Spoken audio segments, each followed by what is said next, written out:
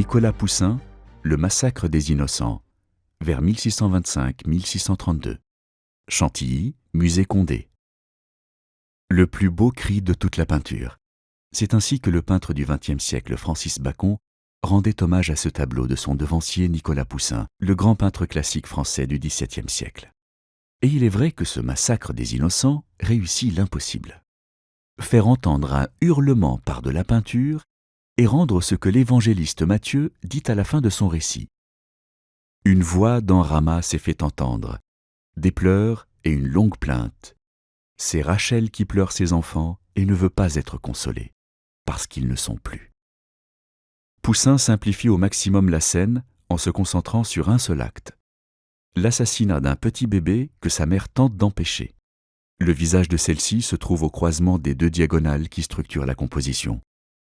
L'une formée par son propre corps et la jambe gauche du soldat, l'autre par la jambe droite de ce dernier, ainsi qu'au milieu du carré délimité par les deux verticales de la colonne et de la femme en bleu. Il est également au cœur d'un système chromatique frappant dans lequel les trois couleurs primaires sont associées. La pyramide de corps savamment enchevêtrée condense toutes les violentes émotions de cette scène d'horreur. Rendu presque anonyme par son visage caché dans l'ombre, le soldat exprime la sauvagerie aveugle. Chacun de ses membres fait preuve d'une brutalité obscène. La jambe droite a la posture la plus choquante. Elle est plaquée sur le cou du bébé comme s'il s'agissait d'un animal.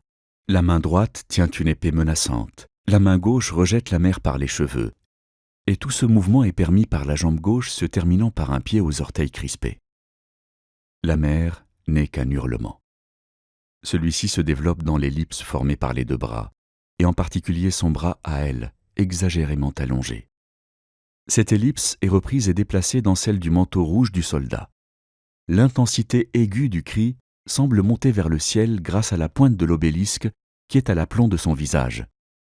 L'enfant, enfin, est l'image de l'impuissance.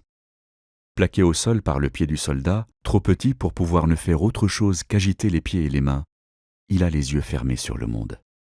Il porte une minuscule plaie rouge au côté qui dit qu'il est déjà blessé. À garde, une femme en bleu s'enfuit, son enfant mort sous le bras, en adressant au ciel une plainte muette.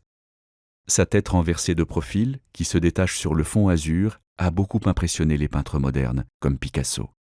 Les bandelettes de sa chevelure savamment arrangées sont en train de se défaire, à l'image de sa vie frappée par la catastrophe. Son bras replié est porté à son oreille, comme si elle voulait faire taire les bruits du massacre. Cette figure sert de contrepoint au groupe central. Elle présente en quelque sorte le résultat de l'assassinat. Au hurlement succède la plainte, à l'angoisse la douleur, au corps vivant une sorte de poupée de chiffon inerte, à peine esquissée. Une suite de tubes et de boules dont seul un petit filet de sang rappelle qu'elle fut un être vivant. Poussin a supprimé tout ce qui pourrait donner de la singularité au paysage. Édifices romains aux colonnes corinthiennes, pyramides surmontées d'une sphère, colonnes cannelées, on se trouve devant un panorama abstrait à l'antique. La scène principale se trouve sur un péristyle, un peu surélevé, ce qui accentue l'effet théâtral. L'attention du spectateur peut donc se focaliser sur l'action, puisque le reste est clairement construit comme un simple décor de théâtre. L'espace situé entre les jambes du soldat forme un tableau dans le tableau, qui révèle un golfe maritime. On y voit deux femmes décomposées par la douleur d'avoir perdu leurs enfants. La fonction de cette petite scène est claire. La femme portant son bébé est la seule à fixer le spectateur, qui peut lire dans ses yeux angoissés un reflet de l'horreur qu'il ressent en regardant ce carnage. Elle constitue donc un miroir qui nous confirme que ce que l'on voit est au-delà de l'humanité. Plus qu'un massacre des innocents, ce tableau est un massacre de l'innocence, un cri de douleur poussé contre les atrocités de la guerre.